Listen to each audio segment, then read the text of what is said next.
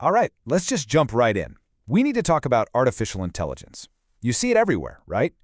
Billions, and I mean billions of dollars are getting poured into it. Companies are hitting trillion-dollar valuations like it's nothing, and everyone's talking about how our future is being totally rewritten. But here's the thing. Is it for real? Or are we all just watching the biggest, most expensive magic show in history?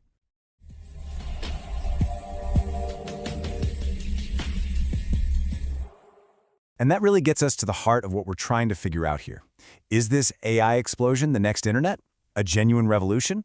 Or is it just a massive financial bubble, stretched so thin it's about to pop? To get to the bottom of it, you gotta do what you always do in these situations. You follow the money.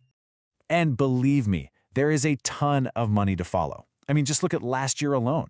In 2023, the global AI industry soaked up almost $200 billion. And that's not just some venture capital funding for a few startups. Nope, that's the whole shebang. The giant data centers, the R&D, the eye-watering salaries, everything. But, that was last year. Ancient history. The projections for this year, for 2024, are already hitting $300 billion in spending. So this thing isn't just growing, it's accelerating. It's like a rocket ship that just hit its second stage boosters. And it just keeps going up. By 2030, analysts are saying the annual spend on AI is going to hit $1 trillion. A trillion. Every single year. Try to even wrap your head around that number. It's almost too big to be real.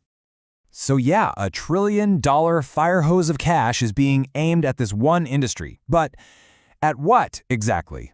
That's the real question, isn't it? Figuring that out is how we'll know if this whole thing is built on solid ground or just a house of cards waiting for a light breeze.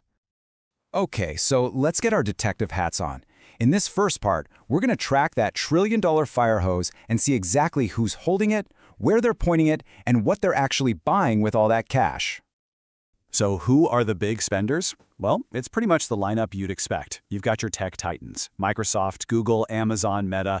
They're all throwing billions around. But then you also have this whole chaotic, frenzied world of startups, raising just insane amounts of money from investors who are absolutely terrified of missing out on the next big thing. And geographically, you can see this gold rush is, for right now at least, a very American story. The US is behind more than 60% of all global AI investment. China is over there trying desperately to catch up, but for now, they're still a pretty distant second. But here's where it gets really interesting. Where does most of that money actually land? Well, a huge chunk of it flows into one place: hardware, the picks and shovels of this digital gold rush. And in the world of AI hardware, there is one undisputed king: Nvidia. You see, you can't build a big AI model without thousands and thousands of these super specialized computer chips. The one everyone wants is Nvidia's H100. A single one of those chips costs about $30,000. So if you want to build something powerful like GPT-4, you're looking at hundreds of millions of dollars just in hardware before you've even hired a single person. And let's be crystal clear, the profits from this are very, very real. This isn't just hype. Nvidia is making staggering amounts of money. We're talking profits growing over 250% in a year. So that cash from the tech giants and the startups, a huge slice of it is ending up right in Nvidia's bank account. Okay, but this is where the plot thickens. The money is real, no doubt. But is the demand that's driving it totally natural? Is it all organic? Or is there something else going on here? Something a little weird happening just below the surface? A kind of closed loop that makes the numbers look even bigger than they really are. And this gets us to maybe the most important part of this whole bubble debate. To really get what's happening, we have to pull back the curtain on this strange little phenomenon called financial recycling. So let's look at the most famous example. Microsoft plows a staggering $13 billion into OpenAI. Great, but what does OpenAI need to run all its models? A ridiculous amount of computing power. And where do they buy that computing power from? Well, they take a huge chunk of that investment money and hand it right back to, you guessed it, Microsoft for their Azure cloud services. So you see what's happening? The investment money literally leaves Microsoft's front door, goes to OpenAI, and then a huge chunk of it comes right back in through the window as revenue. It's this perfect little circle. And this isn't some one-off thing either. We're seeing similar stuff with Amazon investing in Anthropic, which then becomes a huge customer of Amazon's cloud business. Now, I want to be clear, this whole practice isn't illegal or anything, but it definitely makes the water muddy, right? It creates this guaranteed revenue stream for the big guys and makes it look like there's this massive organic demand for their services, when in reality, they're basically funding their own customers. So if the money is all tangled up in these weird loops, why on earth are the smartest people and companies in the world betting trillions on this? What is the real prize here? What's the actual endgame they're all playing for? I mean, seriously, do we think this is all just to build a slightly better chatbot or an app that can make goofy pictures of your dog? No way! The spending is this insane because the ultimate prize is something they believe will be the single most powerful invention in human history. And that prize has a name: AGI, Artificial General Intelligence. We're not talking about fancy computer programs anymore. This is the quest to build a machine that can actually think, learn, and create on its own at or even beyond a human level. The company, or the country that builds that first, well, they're seen as holding the keys to the entire future of the planet. In this race for AGI, it's turned into a global chess match. A new kind of Cold War, really. You have the US strategy on one side, which is loud, public, and fueled by market hype. And on the other side, you've got China playing this quiet, long game, also investing billions, but doing it with way less media noise and a much more strategic state-controlled plan. Okay, so $1 trillion, financial recycling, a global race for a superintelligence. What does any of this actually mean for you? For us? Let's bring this whole crazy story right back down to earth and talk about our actual lives. To really understand the strategy here, let me tell you a quick story about something that actually happened in the UAE. A few years back, a company started offering to deliver fuel right to your car, at home, for the exact same price you'd pay at the pump. The delivery was basically free. Of course, people loved it. They got used to it, and after a few years, their habits completely changed. Going to a gas station felt like a huge chore. And then, once everyone was hooked, the company flipped the switch. They added a subscription and high delivery fees. But by then, it was too late. People were locked in, and they paid. That story? That is the exact playbook for the AI industry right now. All these incredible tools that we get to use for free or for a really low cost, they're not really the final product. They are a multi-billion-dollar investment in changing our habits. They are training us, getting us completely dependent on these systems for our jobs, our creativity, everything. The real money comes later, once we can't imagine how we ever lived without them. So, let's go back to our big question. Revolution or bubble? Well, the real answer is it's kind of both. The technology itself, that's the revolution, and it's absolutely real. The bubble, that's not in the tech. The bubble is in our expectations. It's the crazy idea that $1 trillion of investment is supposed to change the world and make massive profits overnight. The real payoff here is a long, long game, and the only question is who's got the patience to wait for it.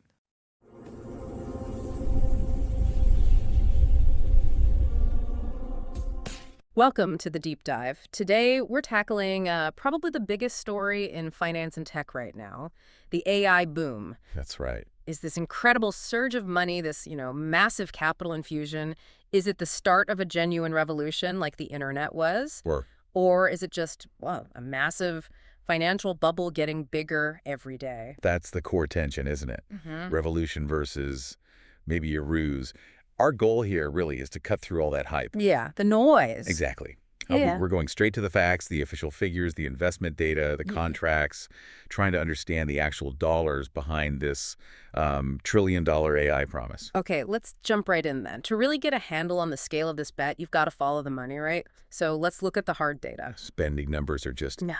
They're staggering. If you look at 2023 alone, globally, we saw nearly $200 billion poured into the AI sector. Wow, $200 billion in 1 year. And that's everything. It covers, the infrastructure, those huge data centers going up, the massive salaries for researchers, the basic R&D. The whole stack, basically. Yes, full stack. And what's really interesting, or maybe telling, is where that money's coming from. Our sources are saying over 60% of that investment is from the U.S. Meanwhile, you've got China really scrambling, trying to build its own models, right? Pouring billions into their local tech firms. They seem desperate not to depend on Western tech. Absolutely. And that spending, it's just speeding up. We've already blown past the $200 billion mark. We're now officially in the $300 billion a year era for AI spending. $300 billion annually. But it's the long-term forecast that really grabs your attention. Analysts are projecting that by 2030, so end of the decade. Yeah. We could be looking at $1 trillion spent on AI. Annually. Okay, I have to stop you there. $1 trillion a year. We hear these huge numbers in tech all the time, But these aren't just random guesses, are they? These are official sources, top analysts. Sure. So we can't just write them off as like marketing hype. Is there solid evidence that maybe these figures or how they're calculated might be, well, flawed? That is the absolute key question. The dollar amounts themselves, they're generally verifiable. It's the mechanism of the investment that starts to raise some eyebrows. Oh, so. Well, who's doing the spending? It's mainly 5 huge players: Microsoft, Google, Amazon, Meta, and Nvidia. The usual suspects. Pretty much. Take Microsoft's investment in OpenAI, over $13 billion. Now, that wasn't just a friendly donation. No. It's a strategic, profit-driven investment. Yeah. They want control, they want guaranteed future revenue. And that's sort of the first clue that these investments might work a bit differently than, say, traditional VC funding. Right. Okay, so let's zoom in a bit. If AI is this giant speeding race car, there's one company that makes the engine everyone absolutely needs. Nvidia. Yeah. And it's wild, isn't it? This company started back in 1993 making graphics cards so we could play PC games. Right, for gamers. And now, they're the fundamental hardware for the entire AI world. And that brings us right to what you could call the valuation paradox. Nvidia's market cap, what the stock market says it's worth, is now bigger than the value of the major U.S. banks combined. Wait, say that again, combined. Combined. That fact alone should tell you this isn't just normal business growth. This is something different, a major shift. Okay, I gotta jump in. Nvidia, the company that helped me waste hours on PC games, is now worth more than the bedrock of the U.S. banking system. Is that just natural market forces at work, or is the market basically screaming bubble? Well, what's fueling that incredible valuation is one specific piece of hardware. The ultimate bottleneck product, really. It's the H100 chip. Ah, the H100. Every serious player building a large AI model, they have to have these chips. And we're talking about hardware that costs, get this, up to $30,000 for one card. $30,000 for one chip. That's an insane cost just to get in the game. And here's the hidden cost, the thing that sort of justifies that price tag for them. Running just one of these big state-of-the-art models, like, say, GPT-4, or that text-to-video one, Sora, or the competitor Claude, it takes thousands of these H100 chips, all working together. Thousands. Thousands. So you're looking at hundreds of millions of dollars just for the hardware. That's before you even think about land, buildings, the massive electricity bills, the huge salaries. Okay, so there's undeniable demand for a product they control. And Nvidia, they're selling actual things, right? Physical hardware. So the profit is real. It's not just promises.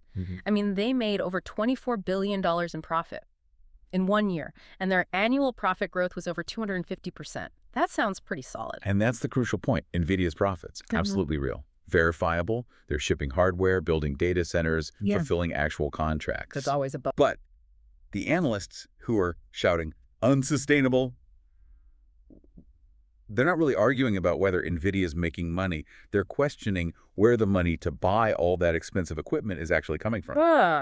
And that brings us right back to that investment loop idea. Right, because even with those huge real profits coming in from selling hardware, a lot of smart money people are looking sideways at how these tech giants seem to be funding each other. Exactly. It feels less like a free market and more like, I don't know, a carefully staged dance where the dancers pay for their own stage and buy all the tickets. It's being called the financial recycling loop. Think of it as a closed system. The classic example everyone points to is Microsoft and OpenAI. Okay. Microsoft puts in that massive $13 billion plus investment, partly to get strategic advantage, right? Right, control. Then, almost immediately, OpenAI takes a huge chunk of that cash and uses it to buy essential cloud services, Azure services, directly from Microsoft. I see. So the $13 billion investment goes out Microsoft's front door and then walks right back in the window as guaranteed revenue for Microsoft Azure. It looks like a profit on the books, but the money barely left their little ecosystem. Precisely. It makes the revenue look strong, but it's internally generated demand in a way. And it's not just them. Amazon's doing similar things. They're a major investor in Anthropic, another big AI model company. Okay. And guess what Anthropic does? Signs massive contracts to buy cloud services from. Amazon Web Services, investor and guaranteed customer, all rolled into one. So it's a pattern. What about Nvidia then, the hardware king? Surely they're involved in this too, given how much they rely on selling those pricey H100s. Oh, Nvidia might have perfected it. They actively provide funding to smaller AI startups. Right. Those startups then take that investment money and guess what they buy? Let me guess. Lots of H100 cards from Nvidia. Exactly, to build out their own AI cloud offerings. And here's the kicker. Reports suggest Nvidia often deeply involved in structuring deals that effectively guarantee those H100 purchases, the very purchases driving their revenue numbers. That feels very managed, much more controlled than just supply and demand. It is. And you even see specific contract language emerge, like guaranteed purchase agreements. Okay, what are those? Basically, they lock in sales for the seller, Nvidia in this case, sometimes even before the buyer, the startup, is fully up and running or has proven long-term customer demand. So it guarantees revenue for Nvidia, but it might not reflect real organic market demand just yet. That's the concern. It reflects an internal strategic necessity, perhaps, more than pure end-user demand. So the big question you have to ask yourself is this financial recycling actually creating real lasting value for the world? Or is the money just spinning around inside this closed loop, maybe hiding an internal bubble? And layering on top of all this financial engineering, there's the whole geopolitics angle, isn't there? This isn't just about business for the U.S. No, not at all. America sees AI as absolutely critical. It's the main arena for economic power, military advantage, even cultural influence globally for the rest of this century. Every billion spent is a bet on staying #1. Which naturally provokes a massive response from China.